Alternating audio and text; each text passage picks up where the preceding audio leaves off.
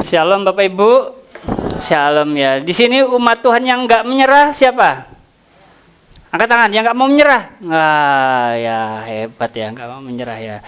Kalau menyerah itu WO ya, DO.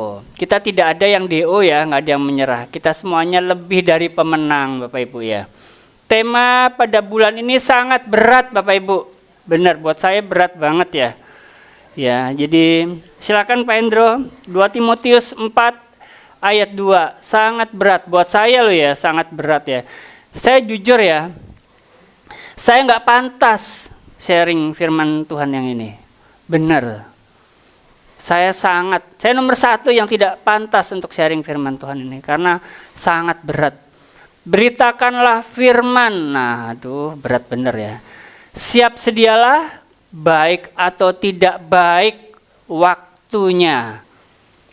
Nggak cuma sampai di situ, nyatakanlah apa yang salah. Loh, ini malah bikin konflik dengan orang lain. Iya nggak Bapak Ibu? Ini kan yang paling kita hindari kan ya. Kamu salah gitu kan. Ini yang paling kita hindari. Tapi ini justru disuruh, diperintahkan.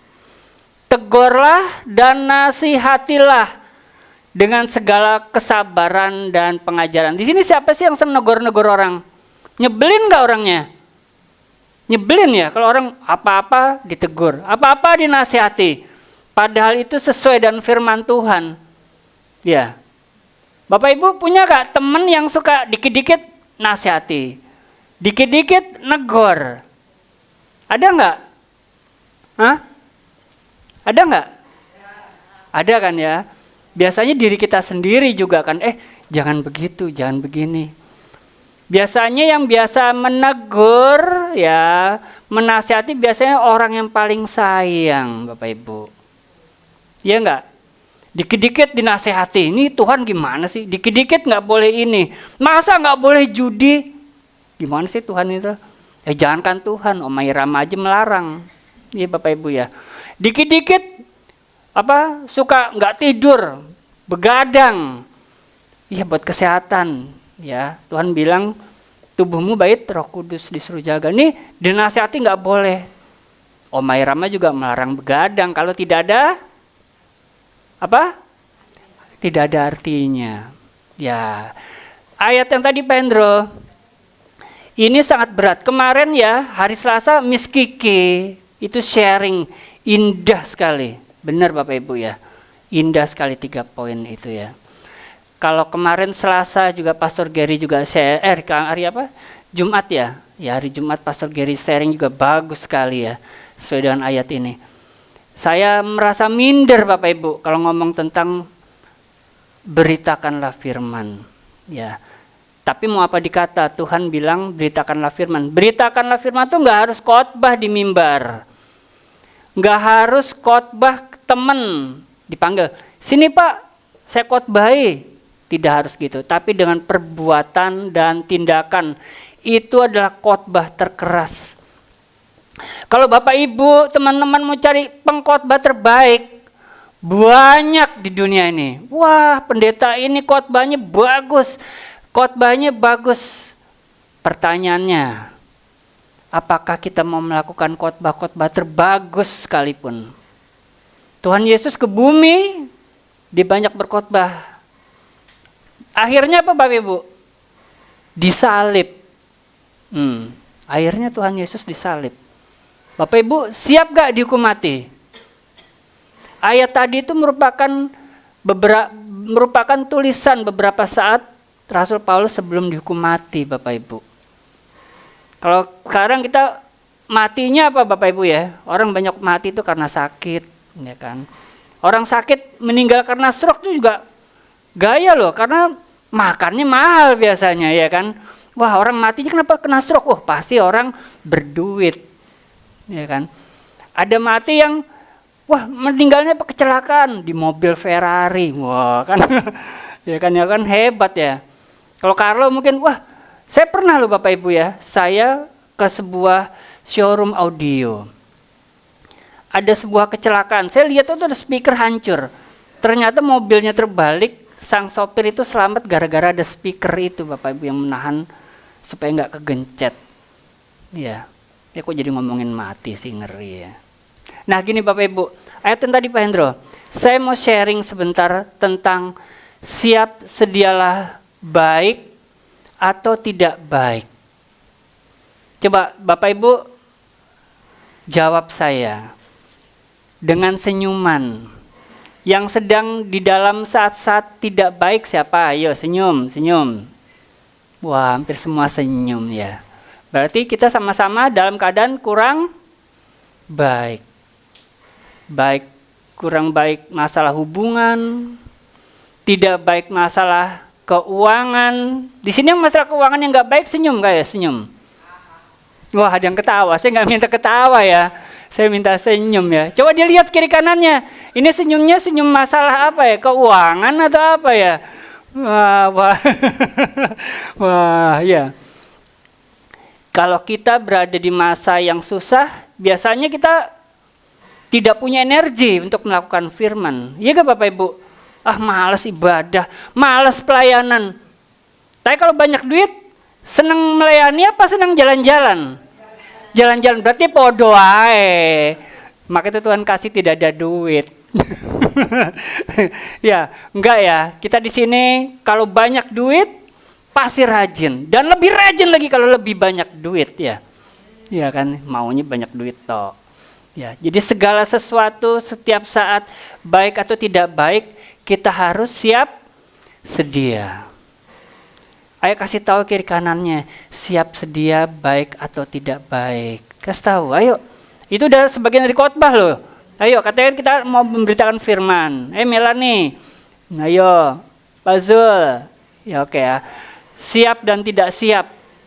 Baik tidak baik harus siap. Wah bagus ini khotbah. Ngomongnya bagus, bahasanya bagus. Melakukannya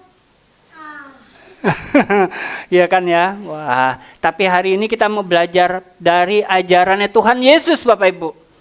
Ya, tentang sesuatu yang selalu ready, selalu siap sedia digunakan.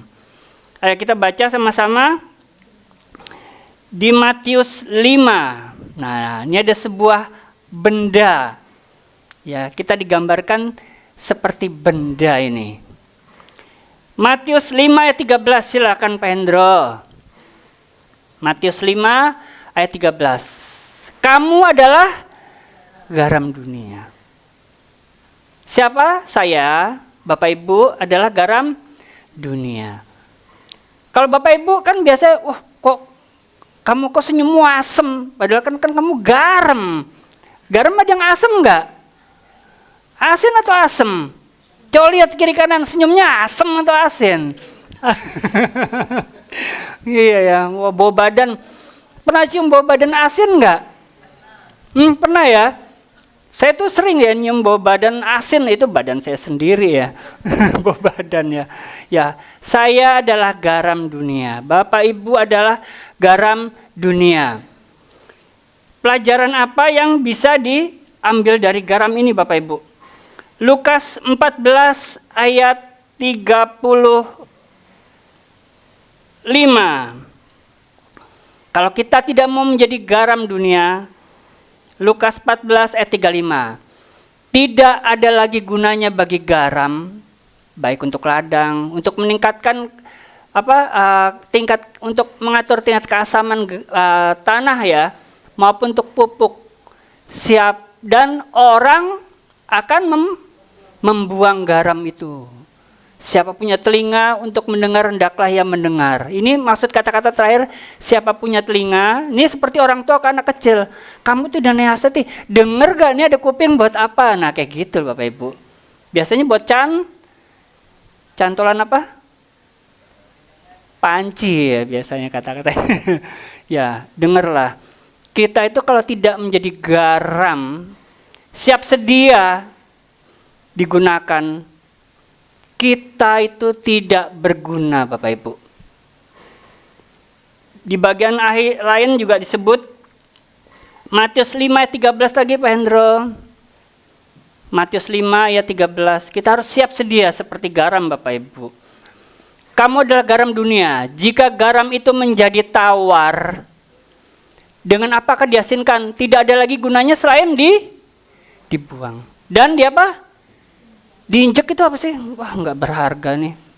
Udah, iya, dihina, ya, direndahkan orang. Kalau kita tidak bisa menjadi garam, ya Bapak Ibu ya. Ingat, sini siapa yang biasa masak selain Bu Alfiret?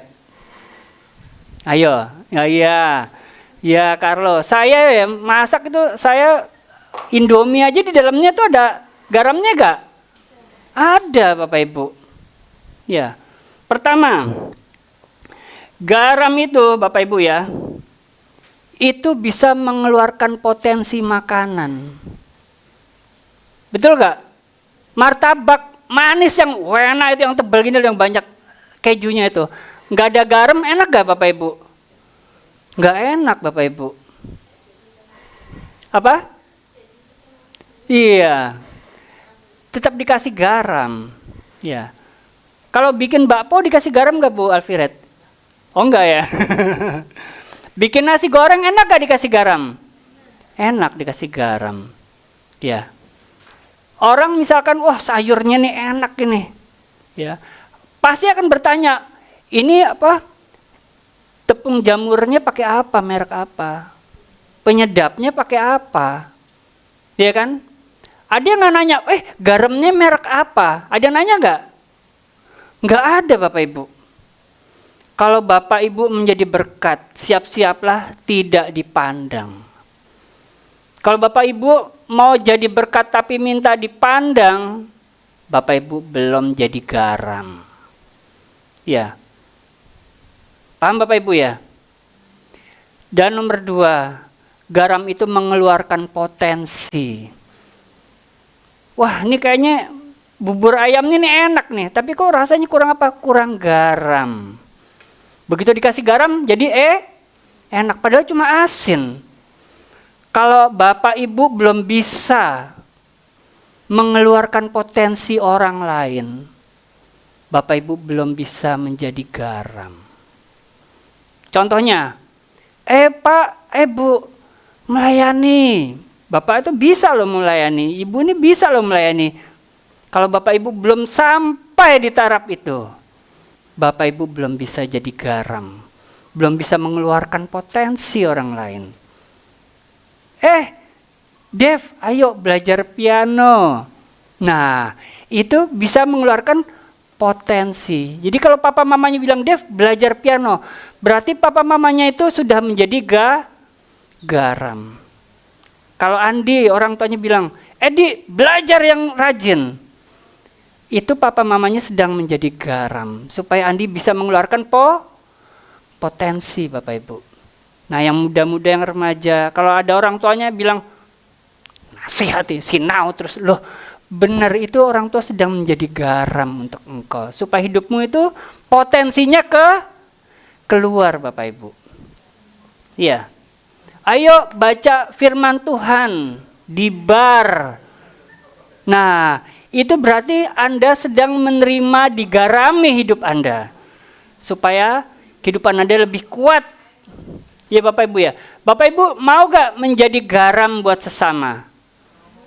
Mengeluarkan potensi orang lain. Ya. Kalau misalnya ada orang bilang, kamu belajar lo, misalkan belajar lo mengemudi, gitu ya. Kamu bisa nanti membantu orang tua untuk belanja. Nah, itu sedang menjadi garam untuk orang itu. Belajar musik. Nah, kalau ada orang-orang yang seperti itu, sadarlah Tuhan sedang menggarami hidupmu. Oleh sebab itu, jadilah garam. Saya senang Bu Alfiret. Bu Alfiret menawari kami, kalau mau belajar masak ini, ayo kapan ke rumah. Itu Bu Alfiret sedang menjadi garam Bapak Ibu. Ya. Iya. Ya, jadi Bapak Ibu harus menjadi garam. Mau Bapak Ibu ya? Ini nasihati mulu. Enggak apa-apa. Karena sedang menjalankan firman Tuhan. Ya, kalau ada pasangan, ini pasanganku enggak pernah nasihati, pasanganku enggak pernah ngasih masukan, nggak pernah membentuk aku, gitu ya.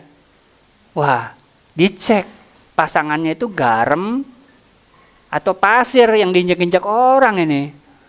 Ya, harus kita menjadi garam buat pasangan kita, buat orang tua, buat anak, buat saudara-saudara, buat teman-teman gereja ya. Supaya kita bisa mengeluarkan potensi. Nomor 2, garam itu Bapak Ibu ya, menghentikan pembusukan. Saya sudah cari ya, NaCl itu ya tidak bisa busuk Bapak Ibu. Garam itu tidak bisa rusak, tidak bisa busuk. Kecuali sudah diberi yodium. 5 tahun sudah tidak bisa dipakai. Ya. Jadi garam sifatnya itu tidak bisa busuk. Di sini siapa yang biasa makan ikan asin? Ya saya top berarti ya. Waduh, rakyat jelata saya ini ya.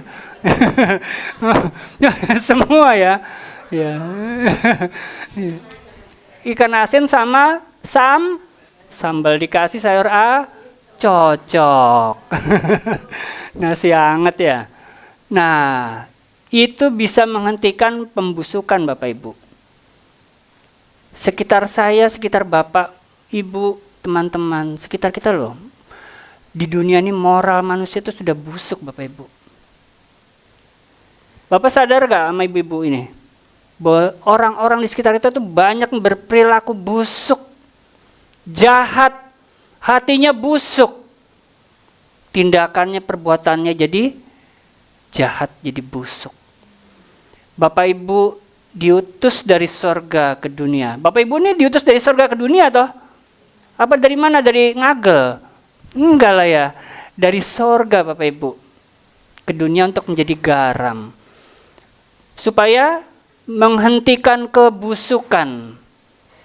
Ya Bapak Ibu ya. Atau kalau saya ya, kadang-kadang saya lagi bangun tidur, belum sikatan, saya ngomong-ngomong sama istri saya, sebelum sikatan gitu ya, baunya busuk. Baunya busuk, ya kan ya. Nah kadang-kadang kita pun ngomong pun busuk, perbuatan kita pun busuk. Bagaimana kita bisa menjadi garam Bapak Ibu? Ayo kita berubah ya Bapak Ibu ya, mau ya menjadi garam, bukan menjadi orang-orang yang busuk. Kita malah justru menggarami dunia. Supaya orang-orang yang tadinya busuk menjadi tidak busuk. Dan bisa meningkatkan nilai diri mereka. Menjadi berkat buat orang lain. Pada saat zaman Tuhan Yesus hidup di abad pertama ya Bapak Ibu ya. Ada sebuah istilah yang dipakai oleh tentara Romawi. Dari bangsa Romawi yang diambil dari istilah Yunani Bapak Ibu. Yaitu uang garam. Apa Bapak Ibu? Uang garam. Dan istilah uang garam itu Bapak Ibu menunjukkan bahwa ada sebuah insentif yang besar dalam struktur gaji tentara Romawi. Begitu disebut uang garam, tentara Romawi itu, wah berapa uang garam yang kita terima bulan ini? Uang garam itu dalam istilah Yunani yang diambil ke kerajaan Romawi, Bapak Ibu. Namanya adalah salarium. Apa Bapak Ibu? Salarium. Kemudian melalui proses perubahan bahasa, diadopsi oleh orang-orang Inggris kolonial menjadi apa? Salari, yaitu gaji. Salarimu piro gitu ya. Itu artinya gajimu piro. Wah. Digabung Inggris dan Jawa. Ya. Jadi uang garam. Bahkan pesisir Laut Mati itu merupakan daerah eksportir garam pada saat itu yang dikenakan pajak oleh Kekaisaran Romawi Bapak Ibu. Menjadi garam itu membuat kita berguna dan bernilai. Bapak Ibu mau berguna dan bernilai enggak? Pasti kita mau. Caranya apa? Jadilah garam Bapak Ibu. Kalau orang-orang dunia mulai kecil diajari apa? Cari duit. Liki-liki duit, ya. Tetapi anak Tuhan harus, semua anak-anak Tuhan, semua anak-anak remaja, gereja anak harus diajar pertama-tama cari dan takutlah Tuhan. Supaya mereka bernilai menjadi garam, Bapak Ibu. Karena awal dari pengetahuan adalah takut akan Tuhan, Bapak Ibu. Ya. Selanjutnya lagi, kita baca di perjanjian lama. Imamat 2 ayat 11, Pak Hendro. Imamat 2 ayat 11. Ini adalah kiasan, ilustrasi perjanjian lama yang akhirnya dibawa oleh Tuhan Yesus di dalam perjanjian baru. Suatu korban sajian yang kamu persembahkan kepada Tuhan, janganlah diolah beragi. Karena dari ragi atau dari madu tidak boleh kamu membakar sesuatu pun sebagai korban api-apian bagi Tuhan. Tutup Hendro. Jadi ini adalah ilustrasi dari perjanjian lama.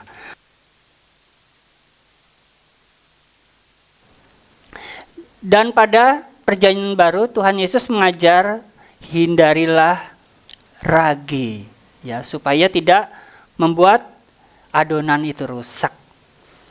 Kita baca ayat 13-nya Pak Hendro.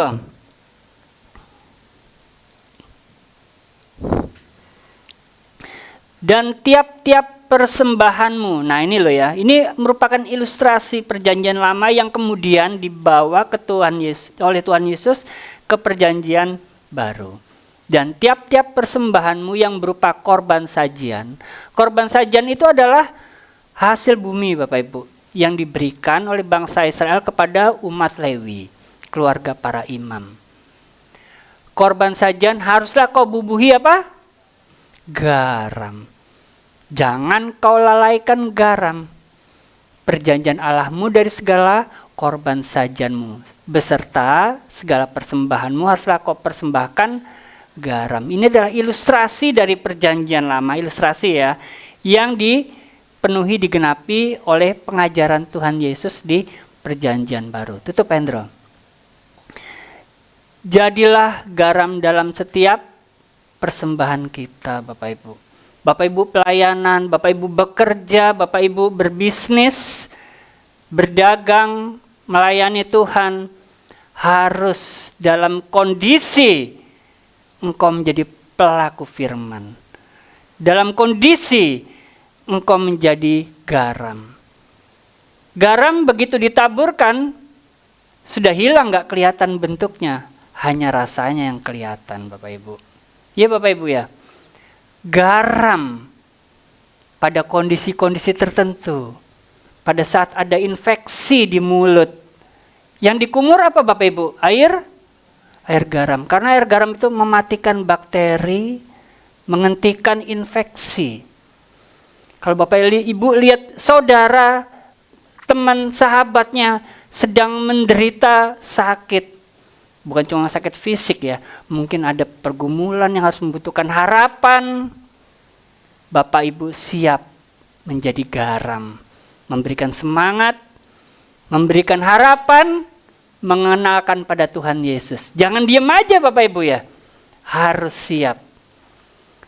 Bapak Ibu, dalam teknologi mutakhir abad 20 diketahui bahwa ketika suatu daerah, suatu provinsi sedang kekeringan berat, maka harus dibuat apa Bapak Ibu?